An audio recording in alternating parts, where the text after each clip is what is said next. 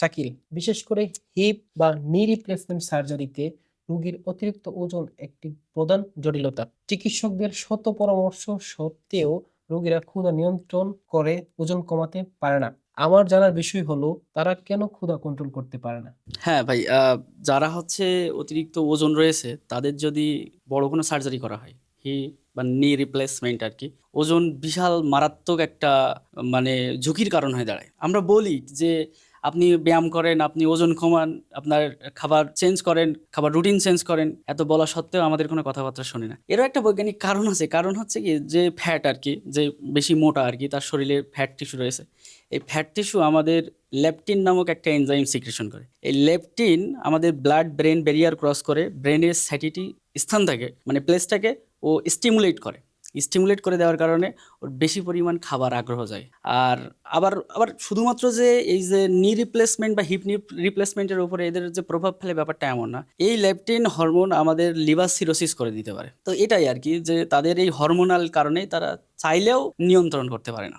আমাদের যারা ভিউয়ার্স আছে তারা অনেকেই প্রশ্ন করেছে মামুন, অনেক সময় সার্জারির নাম শুনে অনেকে বই পেয়ে যায়, কিন্তু আধুনিক সার্জারি টেকনোলজিতে বিশেষ করে লেপ্রোস্কোপি সার্জারি পেশেন্টদের জন্য কতটা সেফ এবং বেনিফিশিয়াল? ধন্যবাদ আবারও দিচ্ছি। আসলে এটা অনেকটাই সত্য। অনেকেই সার্জারিকে ভয় পায়। আসলে সার্জারিকে ভয় পাওয়ার কিছুই নেই। কেননা বর্তমানে মডার্ন টেকনোলজি মাধ্যমে যে সার্জারিগুলো করা হয়, এগুলো অনেকটা সেফ এবং বেনিফিশিয়াল এবং বর্তমানে পেশেন্ট ফ্রেন্ডলি হয়ে গেছে।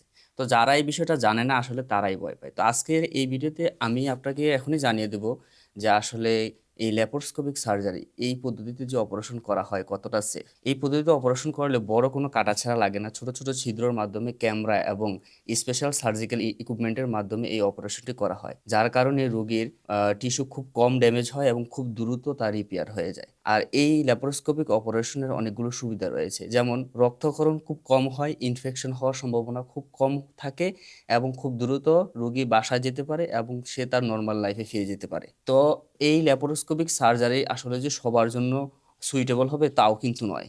এটি আসলে একজন সার্জন নির্ধারণ করে, রোগীর কন্ডিশন এবং সিভিয়ারিটির উপর নির্ভর করে। তো যেই রোগীর জন্য যেটা বেস্ট হবে সেটা একজন সার্জনই নির্ধারিত করবে এবং সেটি সুইটেবল হবে। আর একটি সবচেয়ে বড় বিষয়, যে ভয় পাওয়ার যে বিষয়টা, আসলে সবাই ভয় পাওয়ার কারণে অনেক সময় দেরি করে ফেলে। তার কারণে এই যে সমস্যাটি, সেটি মানে সমস্যাটার যে সমস্যা থাকে তার থেকে বেশি সমস্যা হয়ে যায়। ঠিক আছে? তো সেই জন্য আমি বলবো যে সময় নষ্ট না করি, আসলে বর্তমানে মডার্ন টেকনোলজি অনেক বেশি পরিবর্তন নিয়ে আসছে সার্জারি ফিল্ডে।